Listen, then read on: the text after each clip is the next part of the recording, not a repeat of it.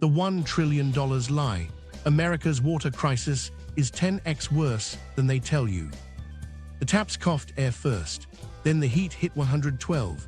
A volunteer fire crew rolled past a shuttered diner to fill a tanker from a hydrant that didn't work. On the courthouse lawn, an auctioneer's patter stalled as the lot changed. Not a tractor, not a pivot, Groundwater writes. Bids jumped by hundreds of thousands, then millions. Downriver, Lake Mead's white ring glared like a warning flare. On the high plains, a center pivot sat cracked and still. It wasn't a surprise. It was a countdown nobody stopped. The Ogallala was draining, the Colorado was oversold, and the bill, call it $1 trillion, was hidden. The countdown begins, first missed warning. 3 days earlier, a Kansas farmer named Walt watched a driller pull steel from a hole that wouldn't flow. He'd already tried deeper. Static water level, gone. He called his neighbor, who said, "Try the north fence line." It was a joke and a truth. Everyone on that section knew the last good well would decide who planted corn and who switched to prayer. To understand why, we need to go back to the 195s, when cheap diesel met a deep bank account under the plains. The Ogallala, spread beneath 8 states, looked infinite. You could lower a pump, plug in a pivot, and conjure green circles out of dust. County fairs filled with new combines. Bankers said yes. Schools added a second bus route because Friday night lights needed more parking. Meanwhile, hydrologists with clipboards were measuring a different story. Early USGS maps showed decline cones forming around high-density wells. Recharge, inches per year in some places, years to centuries to refill. Extraction, feet per year in hot spots. They wrote it down. They presented the math. And the rooms nodded, then asked about next season's yield. What people didn't face was how fast habit outruns geology. The first missed warning wasn't a broken gauge. It was a choice. Treat a fossil aquifer like a checking account with a paycheck that never clears. Miles away, another promise took shape in Washington. The Bureau of Reclamation sold a forever water story on the Colorado River. Big dams, big reservoirs, big confidence. Papers called it taming the West. Here's where the math locked in. The 1922 compact split a river based on 2 wet decades. States got numbers that looked safe on paper. Later deals layered Mexico's share on top. Growth policy, cities, fields, factories latched onto those numbers like they were granite.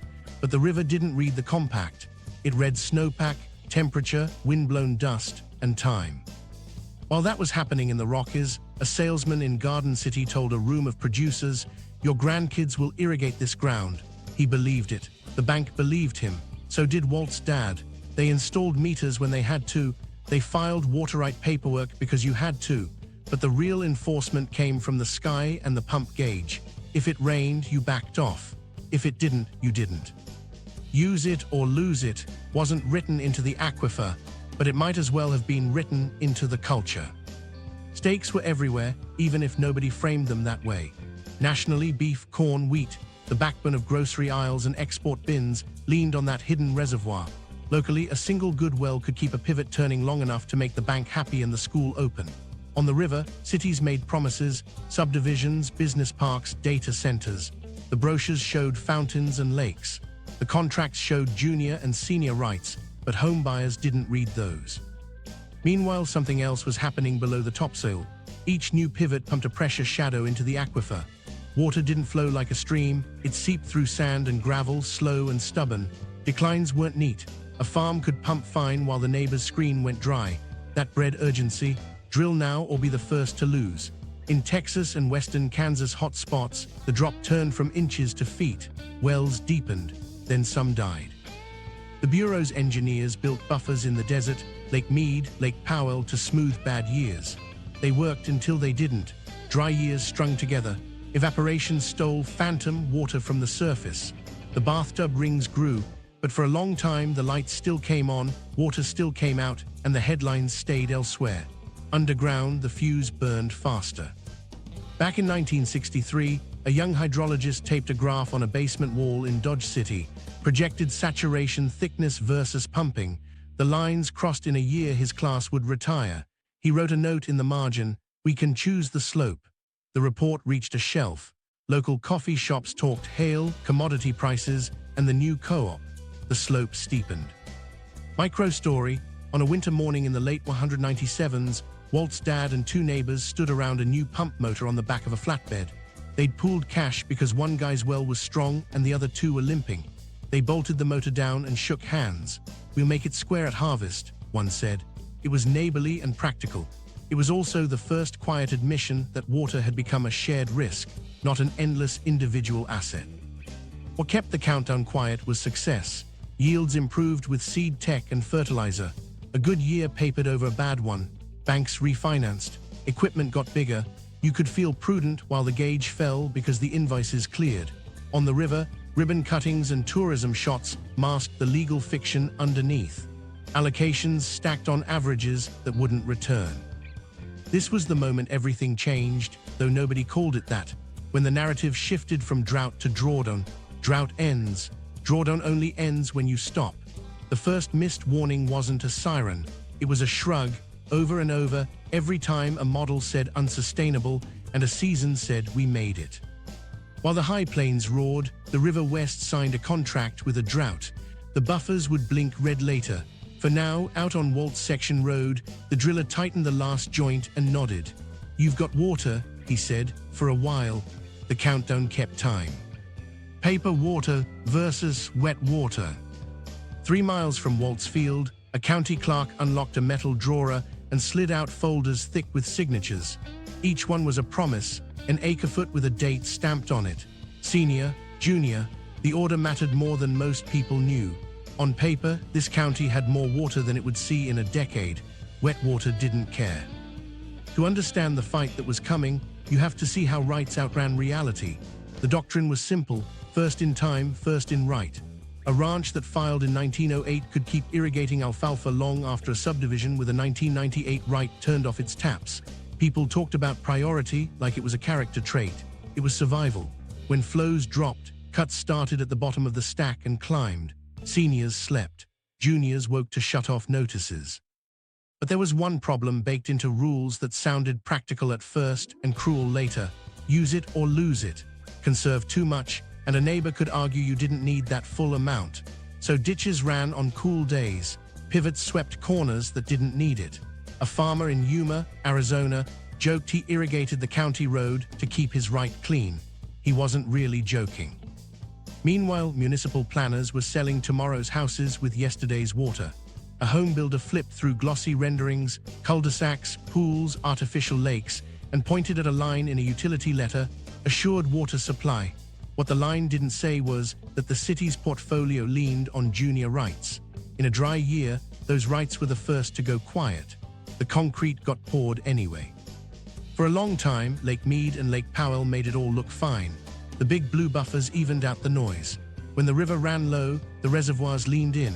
They were like savings accounts built on wet decades. Then withdrawals got bigger than deposits. Evaporation skimmed a hidden fee.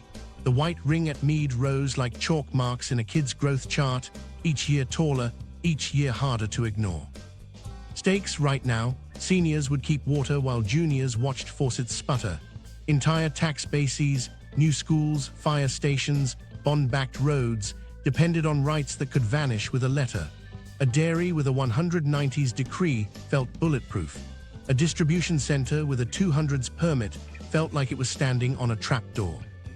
When Mead crossed trigger lines, alarms didn't sound in living rooms.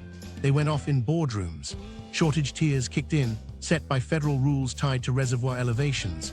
For 2025, Lake Mead sat in a level 1 shortage condition, its January projection well below the 1,075-foot trigger, so Arizona and Nevada took the deepest cuts, while California leaned on senior rights and deal-making to spread the pain. Hydropower felt it too. Less head meant less force at the turbines. Electricity output sagged. Somebody's bill was going up. Microstory Phoenix. A city water manager in a windowless conference room spread maps on the table, blue for surface rights, brown for groundwater, red for risk. A subdivision on the city's edge had model results circled in black ink: insufficient groundwater. The Planning Commission voted to pause new plats. In a master-planned community, a model home went dark at noon for maintenance. The sales teams smiled harder. While those decisions landed, river lawyers sharpened pencils. Conservation districts signed emergency agreements to leave water in Mead and Powell, paid with federal drought funds. Farmers fallowed fields for cash, betting they could stay solvent by not planting. Cities paid to line canals, cover small reservoirs, and chase leaks with acoustic sensors. Every move bought time. Every move admitted the math. Then the hydropower memo hit. With turbines idled more often, utilities turned to gas. Peak demand met peak heat with less cheap power. Rates inched up.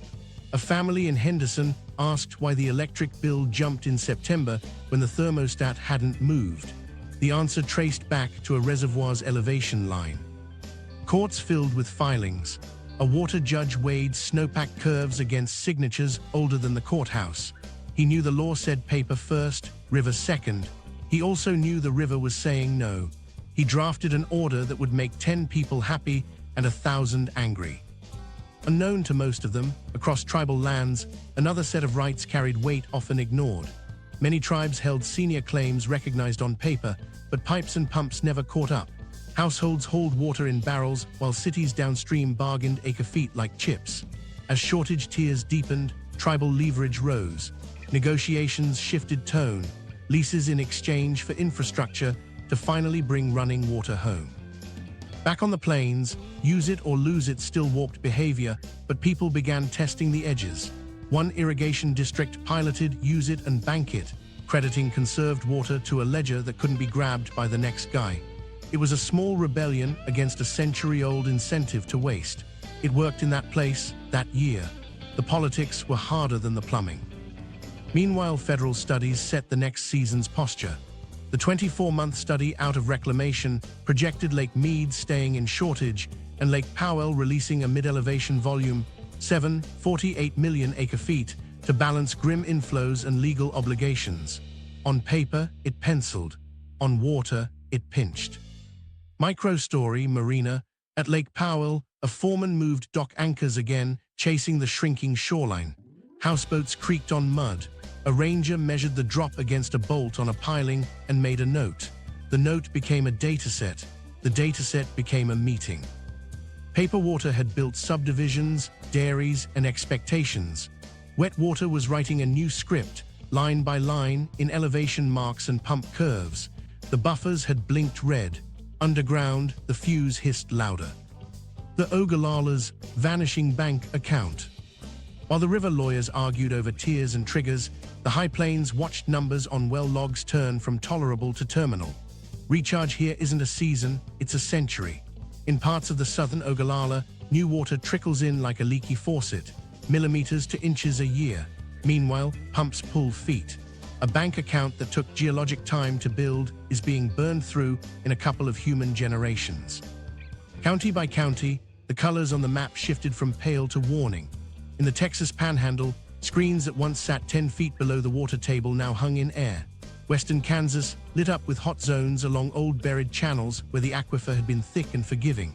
Those streaks kept a few pivots alive longer, which only made the fall sharper when the bottom dropped. A farmer could harvest 200 bushel corn while the neighbor's pump screamed sand. Then the roles flipped. Luck felt like skill until it didn't. Stakes weren't abstract. They rode in cattle trucks and grain hoppers. A fifth of America's grain and beef machine leaned on this reservoir, feed corn, silage, finishing yards, packing plants. The chicken in a grocery rotisserie case had a High Plains story because the feed did. School lunches, food banks, export bins with names few of us ever see, tied to inches beneath fields most of us never will. Towns carried that weight. A single processing plant underwrote a school levy, a hardware store, a diner. If the wells slipped, the anchors dragged. Action arrived wrapped in local pride, self-regulation. Groundwater districts held meetings in gymnasiums and Masonic halls. Boards set target drawdowns, adopted reasonable use, and asked neighbors to believe that cutting now might keep kids here later. Meters got bolted on, allotments printed. In some places, the limits bit.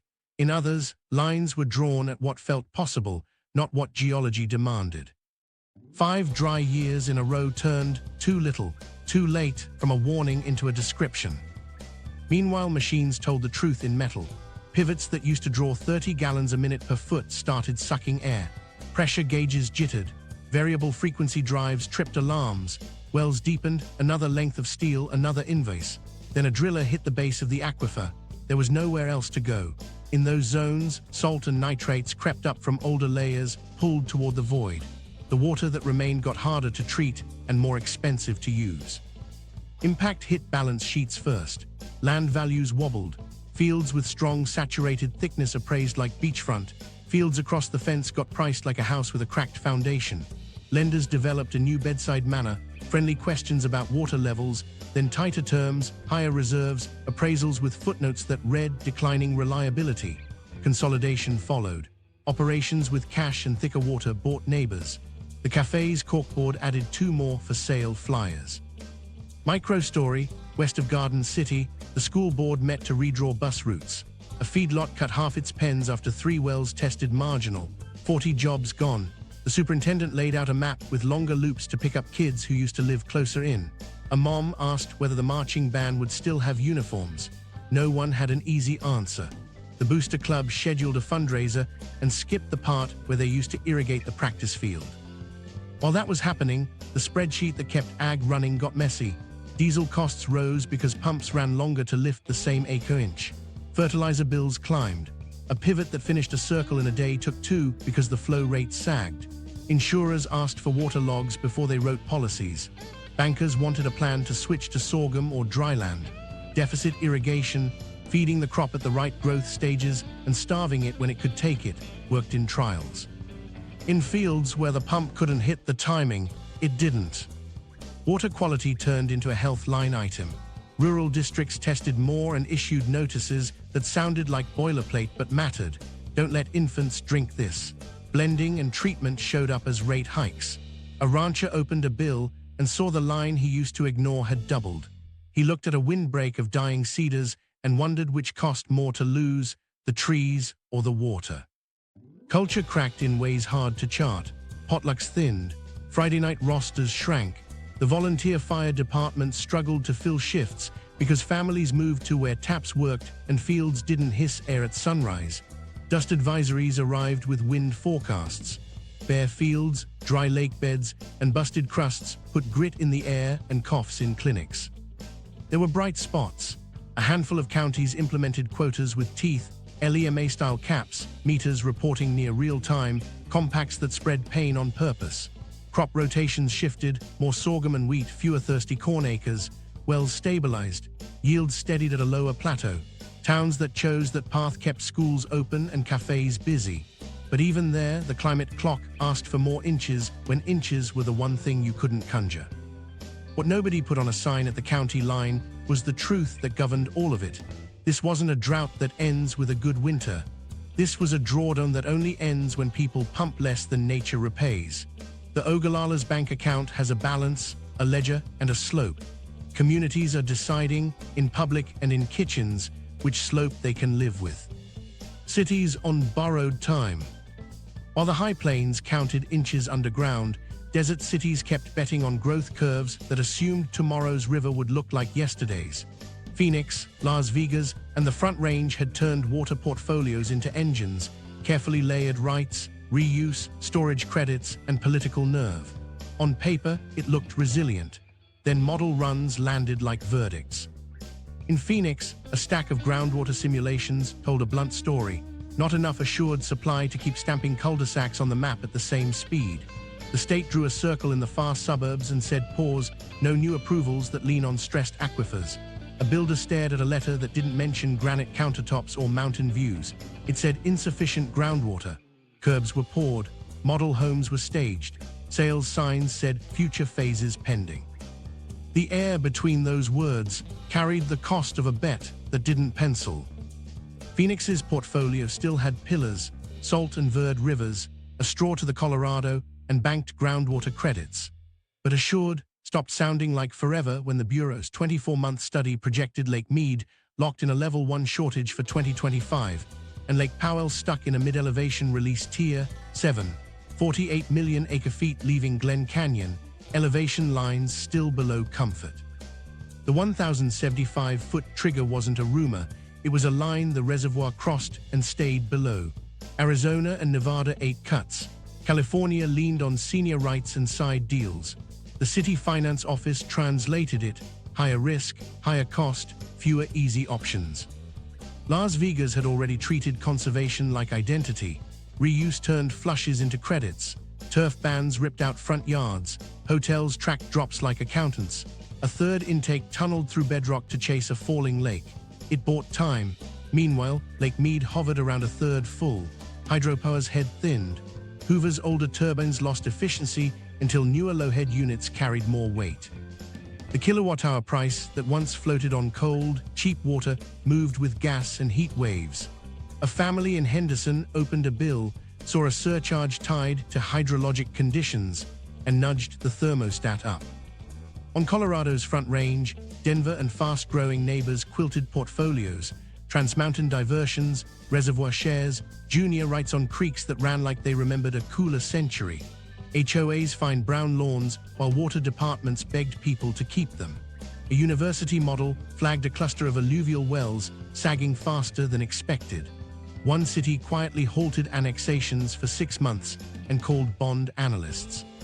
The phrase exposure to long-term resource constraints slid into a report.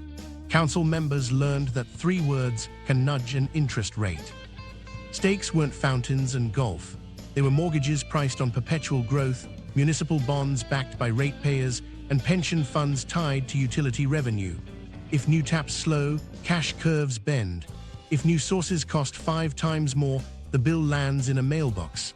A water bill is a mare's tripwire. Action came in belt tightening and optics with receipts. Phoenix doubled leak patrols at night and fast-tracked purple pipe projects to irrigate parks and schools with reuse. Las Vegas pushed another tiered rate bracket onto the heaviest users and banned ornamental turf at offices with testimonials from landscapers who learned to make mesquite look like design, not defeat. The Front Range piloted neighborhood-scale reuse, laundry to landscape greywater, plumbed with code updates and purple tags. These weren't slogans, they were line items and fittings bought with rate hikes framed as resilience. Then a different letter hit planning desks. Pause on subdivisions tied to junior Colorado River rights. The city that had promised lawns reconsidered its covenant book. An HOA board fought over fines for dead grass and settled on desert plants by spring, no penalties if a plan was filed. In the parking lot, a man said, "We moved here for green," then stared at a photo of Lake Mead's white ring and didn't finish the sentence. Desalination arrived as a headline and a placeholder. A pitch for a pipeline from Mexico found gravity, energy, and politics stacked against it. A 200-mile straw from the Mississippi died under spreadsheets. Groundwater import schemes resurfaced by ranchers, export water to cities, and met county commissions who could count votes. Engineers kept saying the quiet part, every new drop rides on watts and debt. Tribal nations shifted more than tone. Senior rights long recognized on paper began moving water and building pipes. One nation leased a slice to a nearby city in exchange for infrastructure that finally put running water in kitchens that had hauled barrels. A grandmother turned a tap and let it run an extra beat just to listen. In City Hall, a planner wrote partnership in a notebook and meant steel. The housing machine felt drag. A master-planned community froze mid-sentence. A credit rating watch listed long-term water exposure. Realtors learned to answer, "Where does this water come from?" with more than a smile. Data centers and chip fabs put water balance on their site selection slide decks beside megawatts and tax abatements. One paused plans, one picked a wetter state. The brochure didn't mention that part. Micro-story, at a council meeting, a football coach set a section of purple pipe on the dais and said, "This keeps Friday nights." The city had plumbed the school fields to reuse, filters, pumps, a separate meter. The kids ran gases under lights powered by a grid, a little less buoyed by Hoover and a little more by peakers. In the bleachers, grandparents cheered. They didn't need the memo to know the color meant saved inches. Politics moved with necessity. A commissioner who ran on no state overreach asked for stricter rules because those rules gave cover to say no to subdivisions that would bankrupt the utility later. A mayor held up leak statistics and turf rebate numbers for cameras and came back to a federal letter about deeper shortage tiers if Mead slipped toward 1,050 feet. Staff pulled up the 24-month study and wrote contingency plans with fewer adjectives. The hidden bill arrived with a smile graphic, rate increases to fund reuse, leak hunts, and deferred maintenance. A family on a fixed income did math. The park spray pad was closed. The sign said water conservation in effect. Kids kicked a soccer ball on a field that had learned to be green on recycled drops.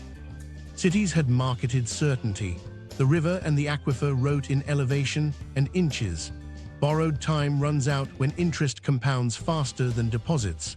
The countdown that started under fields had reached cul-de-sacs and culverts, and it spoke in the one language every city hears: cash. The hidden bill: energy, food, and power. First place the hidden bill showed up wasn't at the tap. It was on a meter that spins in the dark. When Lake Mead sat in shortage and Lake Powell pushed a mid-elevation release, Hydropower lost head. Hoover's older turbines delivered fewer cheap electrons, and utilities filled the gap with gas. Peak heat met peakers. A family in Henderson opened a bill with a hydrologic conditions surcharge and turned the thermostat up a degree. They weren't alone. When reservoirs drop, the grid pays first. Meanwhile, the High Plains felt the same bill in diesel. Every foot the water table fell added lift. Pumps ran longer to pull the same acre-inch. A pivot that once finished a circle overnight took two. The spreadsheets told it straight: more gallons per acre-inch, fewer dollars per acre.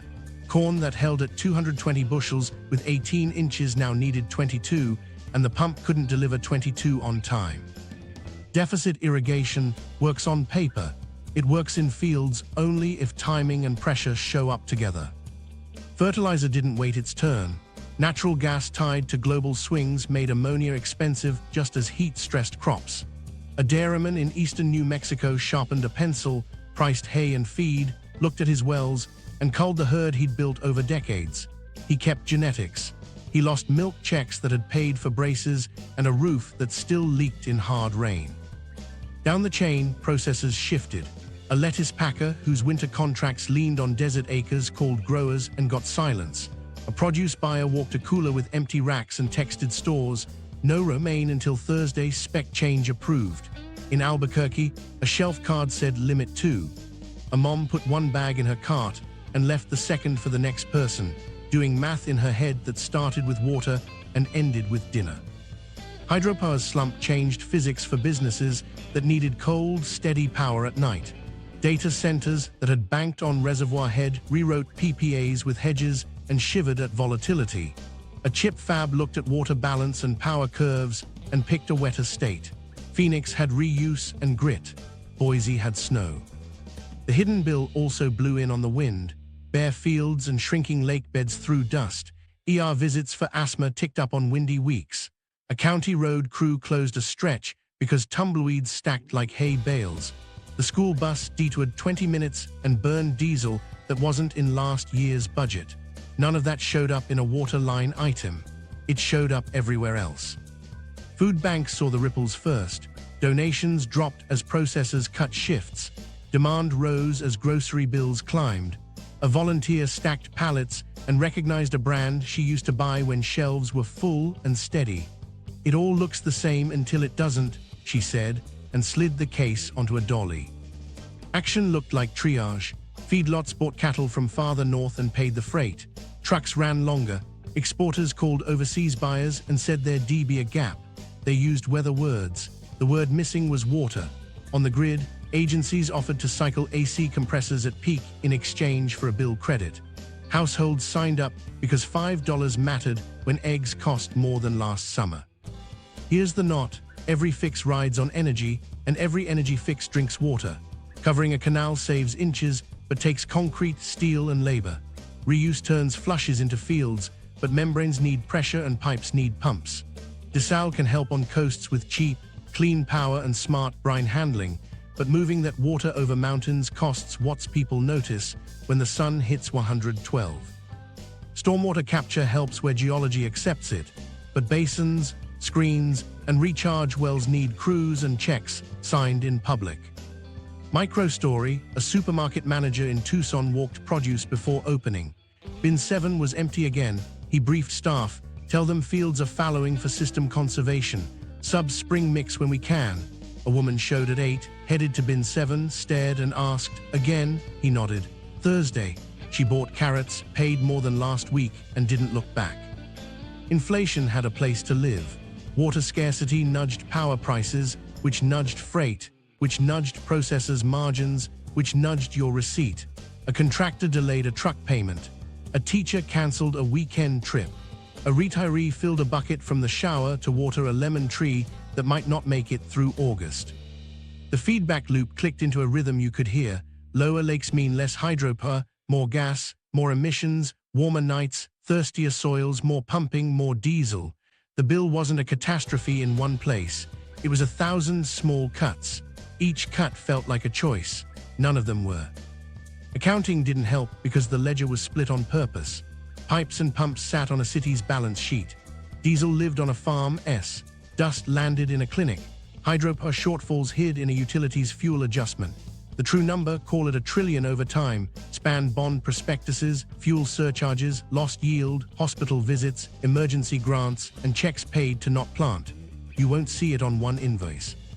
You'll feel it in a white ring, a spinning meter, and a quiet shelf. The $1 trillion lie, off books and deferred. The balance sheet didn't break because someone miscounted. It broke because the biggest numbers never showed up where people looked. Start with the quiet line items: pipes, pumps, gates, canals, grandparents, projects stretched past their useful life and held together with paint and prayer. Replacement lived in a folder labeled Future Capital. Future arrived, and the rate sheet pretended not to know it. A water director slid photos across a table: flaking canal liner, a pump station leaning a degree too far, a gate that wouldn't seal on a cold morning. The memo circled in red said "End of life, 1998. Crews kept it moving with parts from catalogs nobody prints anymore. The budget called it maintenance. Replacement sounded like politics, debt, and cameras. Meanwhile, the ground answered the pumps. Overpumping dropped land, subsidence measured in inches in some places, feet in others. You didn't see it on a headline. You saw it in a cracked treatment plant wall, a canal that lost slope and leaked more because gravity forgot old math. The fix cost engineering, not apology. Those checks got filed under repairs, contingency, geotech. Your water meter never saw the charge. Your tax bill did. Water quality added its own tab. As levels fell in the Ogallala's southern stretches, salts and nitrates crept up. Small systems scrambled: blend from a deeper well, install ion exchange, swap out carbon, rinse and repeat.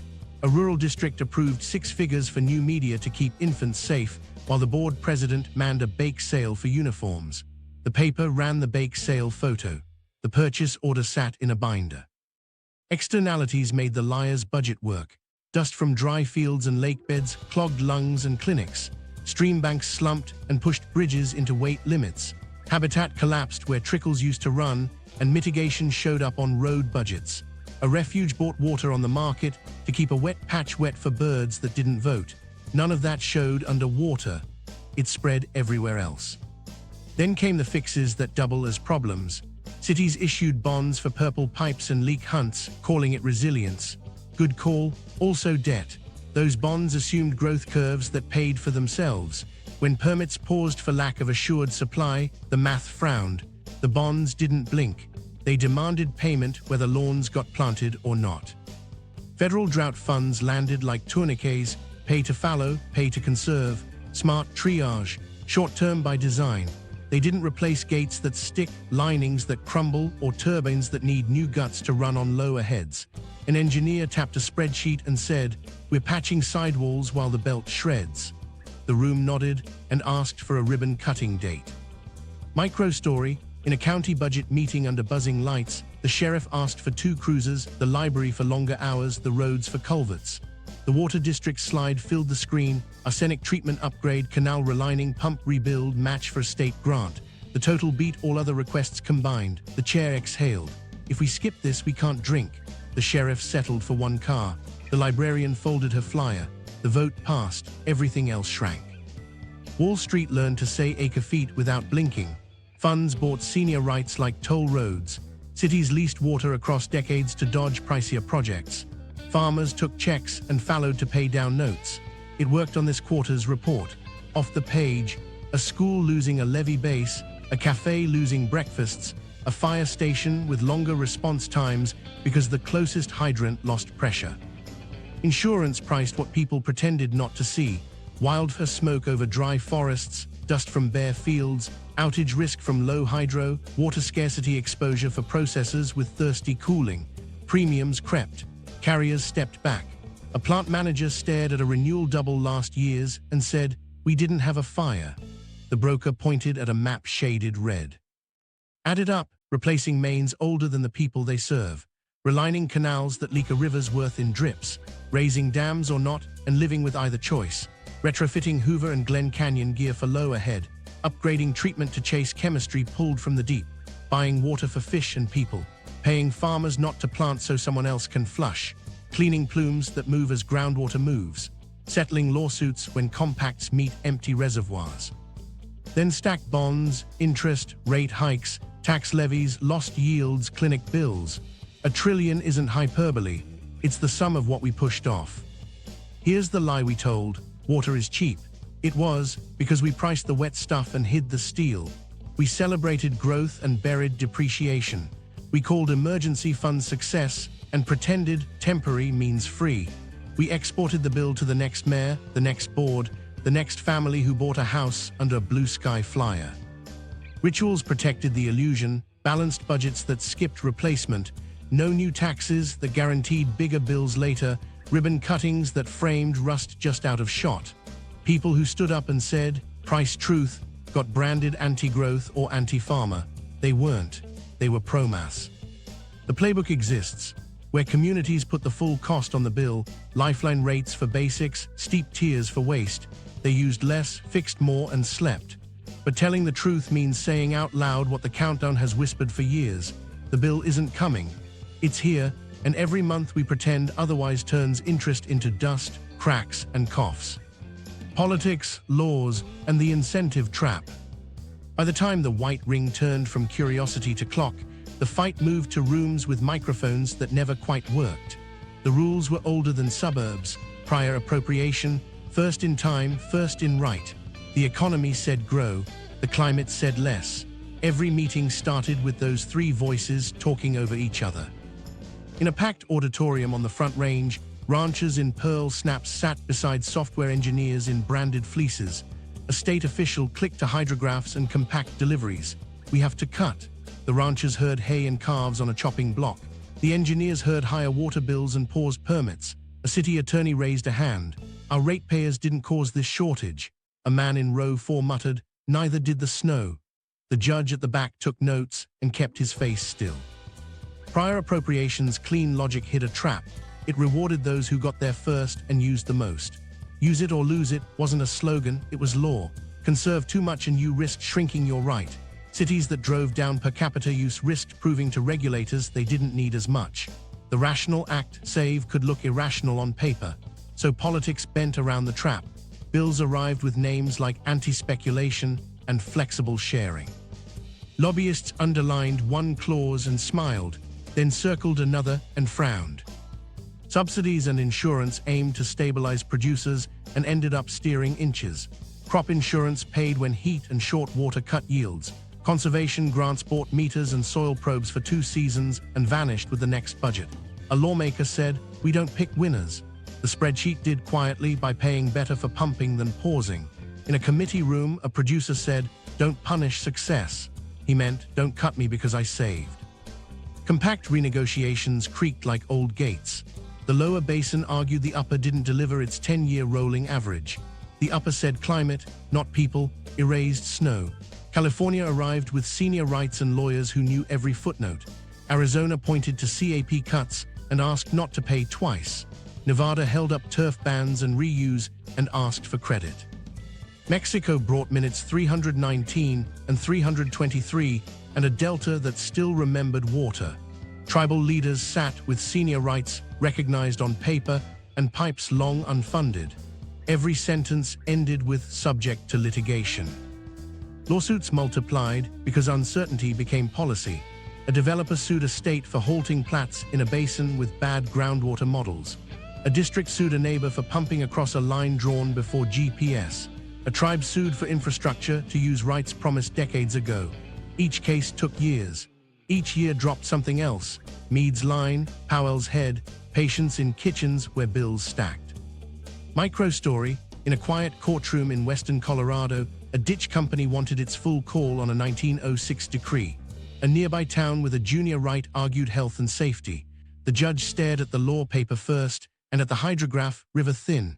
He crafted a split order that offended both sides and bought a season. Walking to his car, he remembered spring runoff that used to arrive like a train. Now it was a rumor. Ballot fights turned neighbors into opponents. One county proposed a tax for canal lining and leak detection. Signs sprouted in alfalfa and cul-de-sacs. Save our farms, next to stop the water tax. On talk radio, someone said toilet to tap. A scientist tried to explain membranes between traffic and weather. The measure passed by 312 votes. The next county, failed by 201. The incentive trap tightened its grip. A district launched a voluntary market where saved water could be banked without forfeiture. Lawyers argued whether conserved acre-foot was a ghost. A federal program paid for system conservation. Leave water in Mead and Powell and we'll write a check. Some farmers took the deal and paid down debt. Others refused, worried next year the check would vanish and the baseline would ratchet down. You could feel a century of memory in the way a head shook no. Tribal leverage rose with each shortage tier. One nation leased a slice to a nearby city. The rent arrived as pumps and pipes that finally put running water in homes.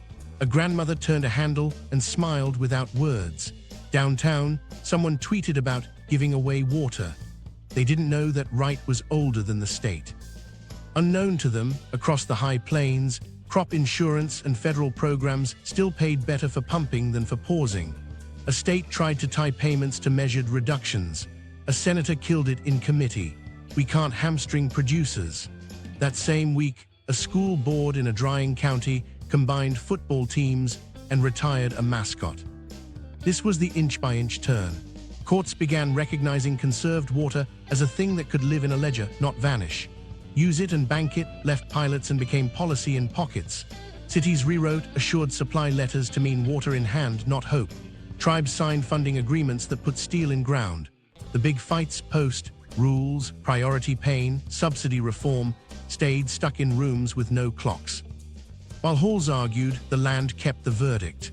A pivot skeleton leaned into wind. A marina ramp ended in air. The trap had always been simple. Pay people to act like water is infinite, and they will. Start paying for inches saved, protected by law, and more will save. The question left on the table wasn't legal, it was time. Collapse in slow motion, field notes. While the halls argued, the land kept a notebook. From space, the high plains looked like a checkerboard gone gray, ghost circles where pivots once drew green. Playa basins that flashed blue after storms sat as chalky saucers, ringed by weeds that didn't ask much. Shelter belts thinned to skeletons. Fencer lines collected tumbleweeds like drifts. On the ground, collapse felt granular. A pickup eased along a section road and raised a plume that hung over a bare quarter long enough to trigger an air quality alert in town. The radio flipped from basis quotes to asthma advisories. At the co-op, a dad picked up an inhaler with mineral and feed and said, "Wind's bad this week," as if naming it could tame it. Creeks told the chemistry before anyone printed a graph. Saltcedar took the banks that still saw water sometimes, throwing feathery green while cottonwoods browned at the edges. A rancher ran his palm along a dry lateral and tasted grit. The old warning had a flavor: upstream, something pooled; downstream, only a trace made it through. Stakes landed in lungs before ledgers. School nurses kept extra nebulizers ready. The county set out sawhorses for sand sheets that crossed the highway at noon. A refuge posted, closed for low water. It wasn't seasonal anymore, it was continuous. Action arrived in lines you could drive past. Crews pounded slatted fences as emergency windbreaks along blouts, catching soil grain by grain. Farmers enrolled acres in CRP not for the paycheck, but because a scrim of native grass was the only thing between their porch and a dune. Ranchers sold grazing days, bought hay from counties that still had dew, and prayed for a slow rain. On the cafe's back table, a pamphlet explained buy and dry, checks for rights tied to fields that wouldn't see a ditch headgate open again. Impact was cultural first, economic second, even if the bank's files read it the other way. Potlucks downsized from casseroles to coffee. The Friday night roster filled with 7th graders because the 8th graders had moved. The post office trimmed hours. The volunteer fire department mailed a letter for recruits and got 3 replies, 2 from people on nights. The town bulletin board had more auction flyers than wanted ads. Micro-story: at a consignment yard outside town, rows of saddles and branding irons led up to a plywood sign with the lot that mattered, well for and associated rights. The family brand hung behind the auctioneer's head. The first bid came from a neighbor, the next from a district, the last from a quiet buyer nobody knew. The gavel fell. The brand went with the water. The family loaded a flatbed without looking back. Meanwhile, contracts chased moisture lines, feedlots edged north, dairies mapped to cooler nights. A seed dealer pulled pins from one county map and stuck them 2 states away.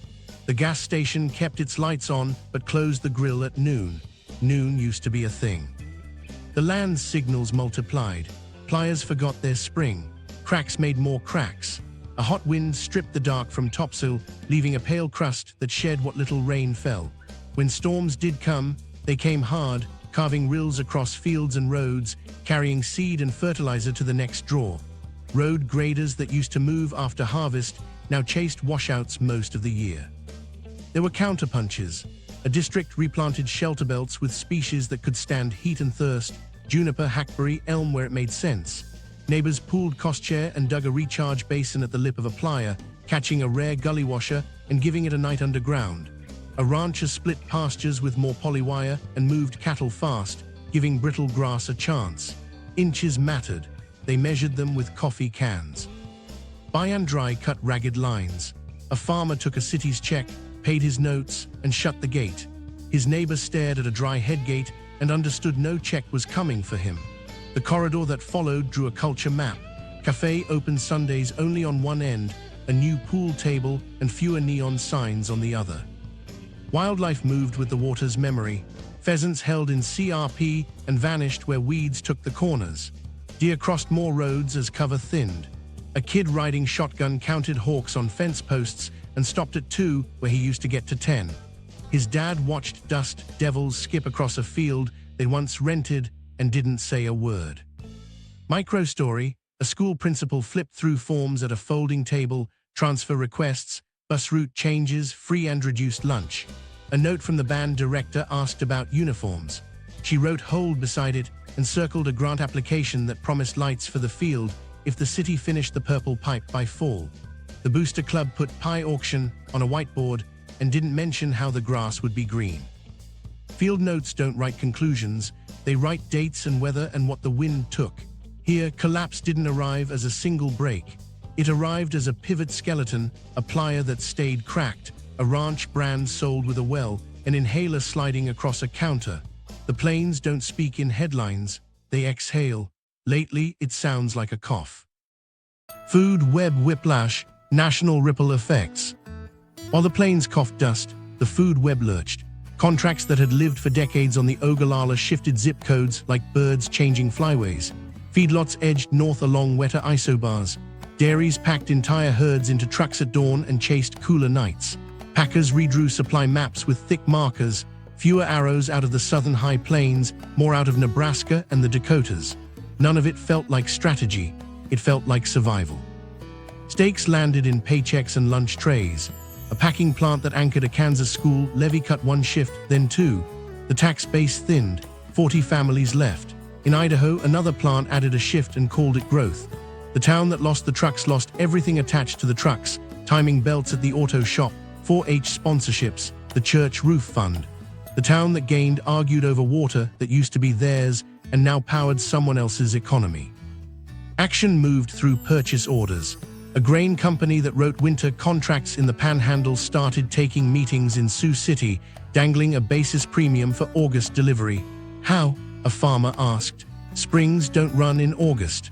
The rep slid a pivot brochure and a lender's card. The irony didn't need a caption. Processors hedged geography. A lettuce packer split winters sourcing across 3 basins in case one went dry by contract rather than weather. A cheese brand marketed northern milk like it had terroir. A tortilla plant in Phoenix tweaked flour blends to handle erratic protein from heat-stressed wheat. In an Albuquerque school kitchen, The nutrition director swapped a chicken day for beans because her bid sheet had more blanks than prices. Impact hit receipts with a lag that made it look random. Ground beef crept up in winter and didn't fall in spring. Lettuce spiked twice. Milk stayed stubborn as trucking miles grew. Food banks saw the pattern before analysts did. Pallet counts from donors fell while lines wrapped around corners. A volunteer recognized a brand she used to buy for herself and stacked it for someone else. Microstory, a regional burger chain emailed stores, new patty spec, 7822, same cook time. It wasn't the same. Cooks noticed more shrink on the grill. The CFO noticed the supplier in Colorado could guarantee volume where the one in Arizona couldn't. Marketing kept the photos. A kid bit into a Friday night burger and didn't taste the water math. Exports, the quiet muscle in this system, tensed. A buyer in South Korea got a polite call, "We'll be short a vessel this quarter." Again, the trader blamed logistics. The gap began with inches under a field and ended with a ship that didn't sail. Contracts bent, relationships stretched, trust thinned. Supply chains tried stainless steel as a solution. New plants broke ground upstream of risk. Old plants added tanks and emergency wells. Permits dragged because regulators now asked, "Where does this water come from?" In August, a potato processor in the Columbia Basin welcomed 3 High Plains suppliers looking for contracts. "We use less water," one said. The engineer nodded at a pie chart. Less than who? Unknown to most shoppers, import substitutions slid in. Winter greens shifted to Mexican greenhouses. Tomatoes rode farther north. Labels still said fresh. A produce buyer redlined an entire irrigation district for 2 months after canal deliveries missed targets. "Plan like this is normal," he told his team. It had become normal. Stakes spread to who gets to stay. Small towns with water but no capital watched mega integrators arrive with lawyers and site selectors. Promises flew: jobs, tax breaks, a road, maybe a training center. Locals read the fine print: gallons per day, discharge permits, odor. A commissioner asked for a number.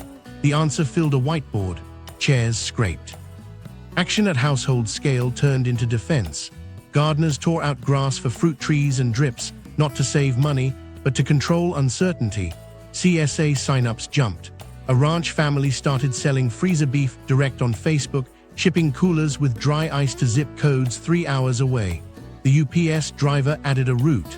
The feed store smiled. Impact rippled into plate politics. Governors said food security, while water offices posted deeper cuts. Legislatures dangled credits for water-smart tech, while the biggest savings still came from not planting acres that couldn't carry their own water bill. City councils passed right-to-garden ordinances. A neighbor called code. The hearing ended with a handshake and a box of cucumbers. Microstory: in a church basement in Amarillo, a pantry coordinator told volunteers why milk wasn't guaranteed weekly. "Our dairy donor cut cows." A teenager asked, "When are they back?" The room went quiet. Someone handed him shelf-stable cartons. "These for now." Volatility became a character. People shopped with calculators. A single mom in Henderson switched from fresh to frozen without looking up. Not a lifestyle choice, a water bill in disguise. Processors future-proofed on paper, breeding for heat and less water, carbon and water credits, bet hedging with vertical greens. Those grew headlines, not cattle feed. Food companies once believed logistics beat weather. Meanwhile, the river kept its own counsel, the aquifer read inches, and the dinner bill told the truth slowly. The next cutbacks were already drafted. The grocery aisle would get the memo last, in barcodes. The river's breaking point. By the time lettuce labels changed and turbines idled, the river spoke in a new tense. Mega-Drought stopped being a headline and settled in as baseline. Winters ran warmer, snowpacks in the Rockies stacked thin, and spring came early. Soils drank first. What reached the channel arrived fast, dirty, then done. The river that used to pace a year now lurched. Flash floods 1 month, silence the next. Evaporation stole what planners still counted. At Lake Mead, inches vanished to sky day after day like a fee nobody voted for. Engineers called it open water loss. Boaters called it a longer tow to wet. Agencies called it missing water already promised on paper. Silt carried by those flashy bursts settled exactly where storage used to be, shrinking capacity without a meeting. Every change tightened the vice. Stakes moved from policy to physics. If Mead and Powell slid below key lines, Hydropower would pause and delivery gates would face air. The law of the river, stacked for a century, compacts, minutes, plans, meant nothing if valves didn't reach water. Below Hoover, cities and farms waited on an elevation mark. Above Glen Canyon, the upper basin watched a ledger tied to a 10-year rolling average that warming kept erasing. Action shifted into midnight rooms. 7 states sent teams to hammer emergency reductions they delayed for years. California put pieces of senior rights on the table, buffered by side letters. Arizona brought pain already taken on the Central Arizona Project and asked not to be penalized twice. Nevada laid out reuse and turf bans and asked for credit. The upper basin said the river reaching Powell couldn't carry lower basin habits anymore. Mexico arrived with minutes 319 and 323, and a delta that still remembered salt and silence. Tribal nations changed the center of gravity. Senior rights long recognized but underplumbed now carried leverage that couldn't be waved away. Leases, storage credits at Mead, and steel in the ground, pipes, pumps, treatment moved from promise to contract. A Navajo home turned a tap and let it run an extra second, not for waste, but wonder. In the basin meeting, the silence after that detail did more than a slide deck. Impact landed in orders with teeth. Enforced cutbacks swept the lower basin, acre-feet subtracted from plans, not press conferences. Blocks of acreage fell out of production along canals, posted with system conservation, do not irrigate. Cities accelerated reuse, rewrote tiered rates to make grass a luxury, and mounted leak hunts that treated a hiss in the night like a crime scene. Hydropower schedules thinned. Western grids redrew their summer playbooks around less Hoover and more gas. Micro story, on the Yuma Mesa, a grower walked a lined ditch he'd helped pay for 20 years ago. He signed a fallowing contract big enough to keep his crew through winter, not big enough to plant everything in spring. He ran a hand through soil that built a reputation for immaculate lettuce. "We'll rest it," he told his foreman. "We'll be back." He didn't say when. Meanwhile, turbines at Glen Canyon slowed to a whine and sat quiet more often. Lower head meant older units lost efficiency. Newer low-head runners carried more of the load. Reclamation's projections showed Mead starting 2025 below the 1,075-foot trigger, locked into a level 1 shortage. Powell operated in a mid-elevation release, 748 million acre-feet, enough to meet rules, not enough to relax anyone. Models mapped a narrow path that avoided minimum power pool. The margins looked like tightrope. Every 24-month study became a cliffhanger. Equal percentage cuts or priority-based. Evaporation charged to whom? Tributaries protected upstream or counted basin-wide. Compensated conservation funded how long? Federal staff worked a supplemental EIS to bridge to 2026, when the post-2007 rules expire. The draft proposals didn't choose heroes.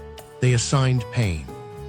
On a sandstone overlook, a scientist shaded her tablet and traced hydrographs. "Assume 20% less runoff from warming alone," she said. "Now layer dust on snow." The thin line that survived didn't cover the paper's promises. She wrote one word in the margin: aridification. Not waiting out a drought, learning to live inside a smaller river. Mexico felt the squeeze in parallel. Shortage sharing meant more sharing of shortage. Binational lining projects and storage credits at Mead bought inches measured in hope and spreadsheets. The pulse flows that briefly let the delta remember a river faced pauses while human taps took precedence. In San Luis Rio, Colorado, kids played soccer in a dry channel under a sun that didn't blink. Impact hit people's days. Farm workers waited for texts that came less often. A marina concession closed early, seasonal jobs gone. A power cooperative bought electricity it used to sell and added a surcharge with a polite paragraph about hydrology. Households nudged thermostats. Businesses recalculated margins. Everyone read reservoir lines like heart monitors. This was the crack in the story you could point to. The emergency cuts bought 2 summers. The post-2026 rulebook would decide decades: who pays evaporation, how priority meets percentage, where conservation is counted, and who gets the credit. Meanwhile, the river kept its own counsel: snow, soil, heat, wind. Elevation didn't care about a press release. Micro story, a lower basin boardroom, lights low, a map of Mead on the wall. A staffer drew a finger across the 1,050-foot line and paused. If we cross this before monsoon, we trigger the next tier. Around the table, nobody looked surprised. They adjusted numbers, they called counterparts, they booked another midnight. The breaking point wasn't a singular day. It was the season when every cushion, storage, snow, slack vanished at once. Steel met air, paper met physics, and the basin finally faced a choice it had delayed for a century: cut the story to fit the river, or let the river cut the story for you. Buyouts, banking, and the new water economy. With emergency cuts on paper and turbines running thinner, markets walked in wearing boots and spreadsheets. Water banking, once a niche idea, started showing up on billboards and kitchen tables. Cities posted conservation auctions. Leave an acre-foot in the river this season, we'll pay. Producers ran the math against diesel, seed, and a hot forecast. Some took the check and watched the ditch go by. Others said no, because yes felt like pulling a thread they couldn't reweave. Wall Street learned the dialect fast. Funds rented office space in ranch towns, hired people who knew pivots and priority dates, and started buying senior rights like toll roads, predictable, until the river made it unpredictable. A broker in Scottsdale cold called a fourth-generation grower in the Palo Verde. 7 figures on your kitchen table, and you can still farm. The fine print said intermittently. He hung up. He called back the next day. Municipal ag deals stacked like pallets. A city paid an irrigation district to line canals, saved water split on a ledger, and delivered to Lake Mead with a GPS timestamp. Another wrote checks for system conservation, buying inches to push its intake above an elevation with pane attached. The scale made sense on paper. Urban demand set the floor price. Alfalfa exports couldn't compete with cul-de-sacs and data halls unless the hay fed cows under a decree older than everyone in the room. Tribal nations changed the tone again. Senior rights long recognized now moved with leverage. One nation negotiated a 25-year lease to a nearby city, the rent paid partly in pipes the federal government never built. Another banked conserved water in Mead and earned credits measured in elevation. Sovereignty wasn't a slogan, it was acre-feet that bought healthcare, housing, and a future.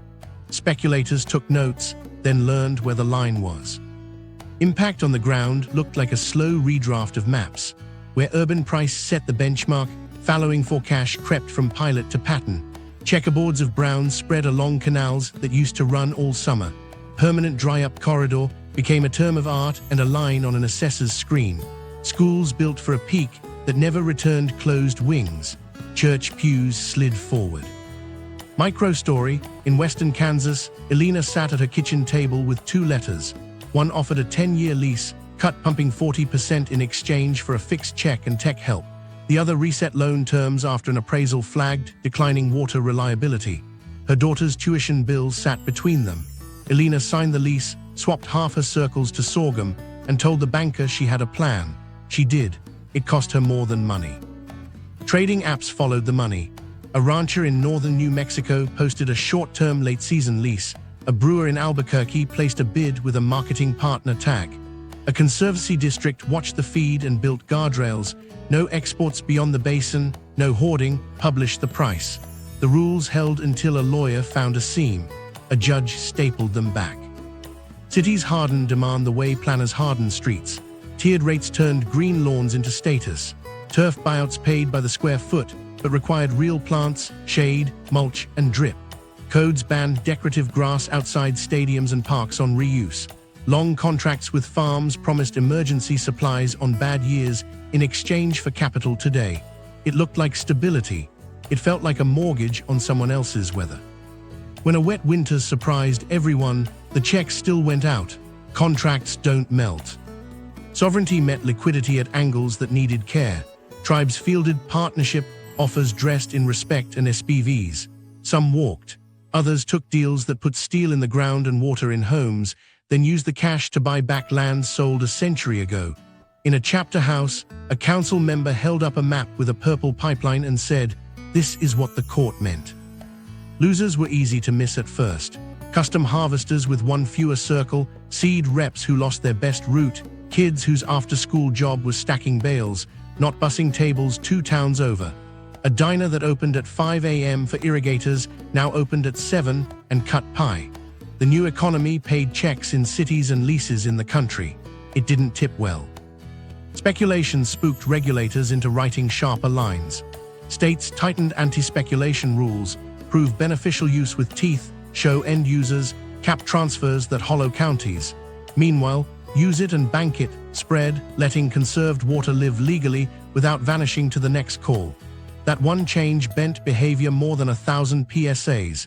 People saved because they could keep the savings. Micro story: a man in his 60s carried a shoebox of well logs into a county office. A young analyst translated paper into a dashboard. You can lease 8 acre-feet this year and keep your baseline for next. He stared at the screen like it was alien, then nodded. Driving home, he told his wife, "We just sold water like your dad sold calves." Permanent dry-up scared people more than any heat map. Counties wrote no net loss policies, retire an acre, replace an acre, paid for drip to keep orchards alive rather than pay to end them. Some bought land and rights together, managing both to keep some acres green and some money in town. Here's the quiet truth: markets move faster than law and culture. They don't ask permission, they ask price. In the West, that price now reflects what the river gives, not what paper promises. On the plains, it reflects inches above a screen. The new water economy will keep sorting who stays, who sells, and who signs. Some will call it efficient, others will call it an eviction. Both will be right enough to argue and wrong enough to lose a neighbor. The playbook that works. Not far from where Alina signed her lease, a county decided to stop bargaining with hope. Tuesday night, high school auditorium, the water board rolled out a number like a sentence. 30% less pumping, 5 years, every well metered, no carve-outs. The room didn't cheer or boo. It breathed in, held it, and listened for the loophole that didn't come. They called it a budget because it was. Every parcel got inches tied to geology, not politics. Meters pinged into a public dashboard neighbors could pull up at breakfast. If you saved this season, you banked a slice for next. If you burned through, your winter shrank. Use it and bank it, left the pamphlet, and lived in software and coffee shop talk. Enforcement wasn't theatrical.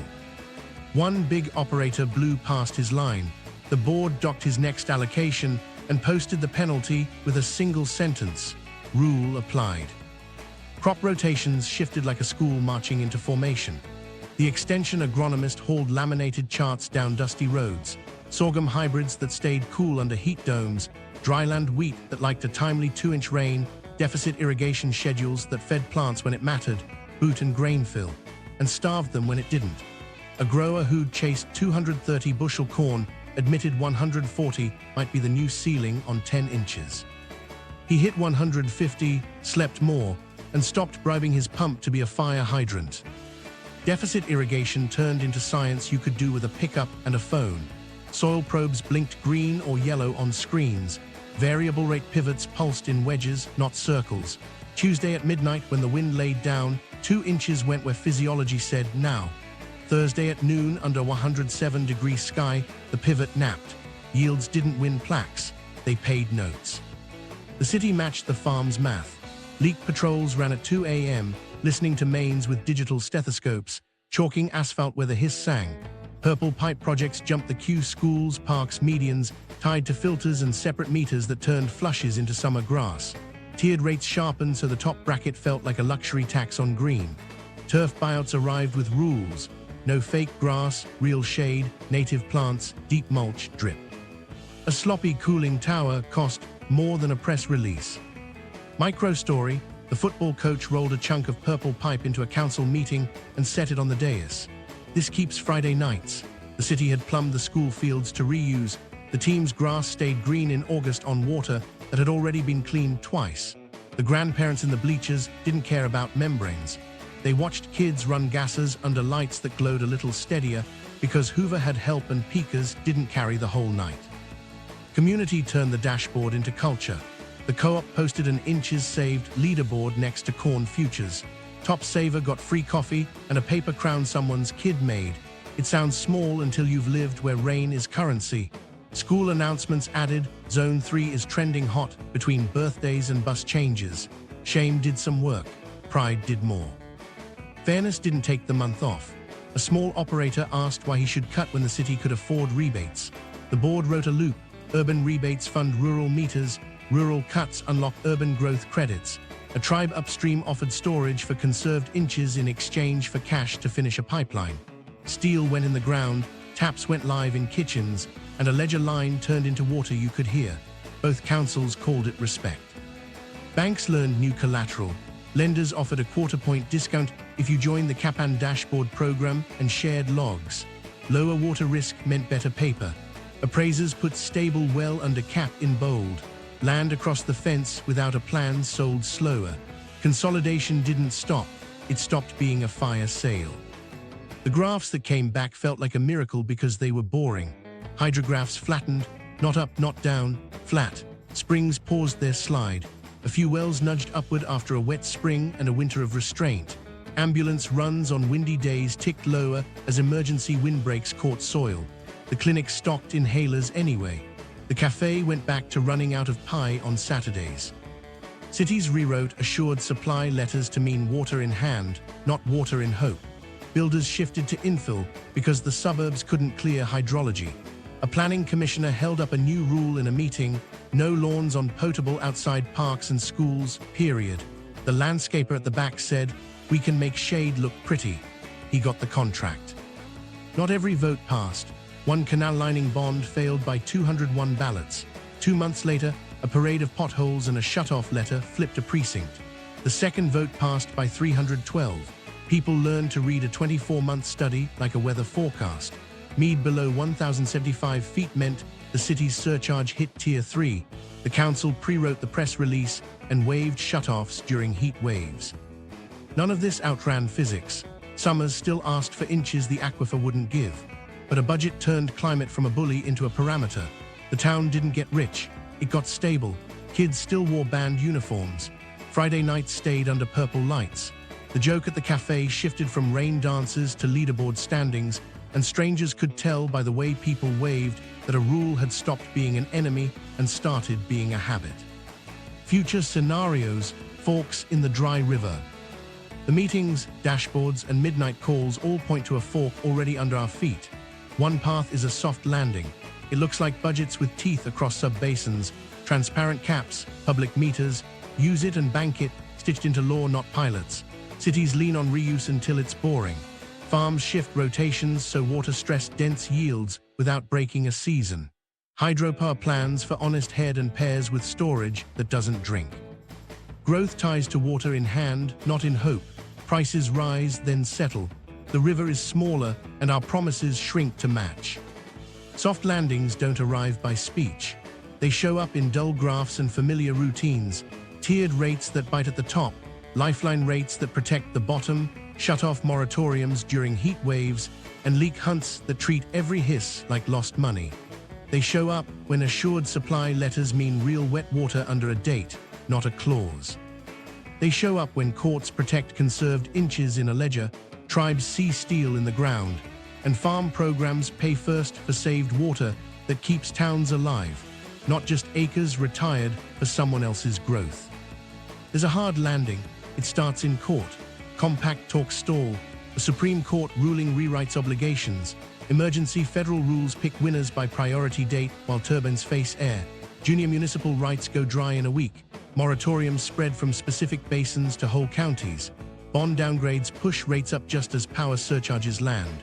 Temporary, fallow corridors harden into brown maps that never green back. Dust drives ER visits. Summer blackouts brush the edge of heat waves.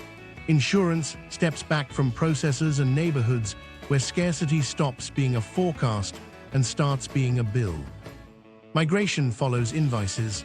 Jobs drift north with water and cooler nights. Families trail them. U-Haul lots track a pattern school boards already knew. The places that planned budgets keep band uniforms. The places that delayed get merger notices and a new mascot. There's a wild card. The Pacific lines up 3 winters of atmospheric rivers. Reservoirs fill faster than managers like. Snowpack looks fat. People say comeback. It isn't. Summer heat eats a bigger share. Then 4 dry years return and erase the hope. Or desal makes sense for coastal metros, cheap clean power and smart brine handling, freeing inland water, but not making it infinite. Managed aquifer recharge scales where geology allows. Stormwater basins, spreading grounds, recharge wells that catch torrents and tuck them underground. The wins are local and real. The story doesn't go back to 1965. Stakes don't change across the forks. They sharpen. Who stays? People sitting on senior rights, communities with binding budgets, places that matched growth to inches and wrote fairness into rates. Who moves? Those whose wells can't carry debt, whose cities bet on paper water, whose counties confused emergency checks with plans. Who pays? Without policy, renters and small towns eat the bill, fees, surcharges, price spikes.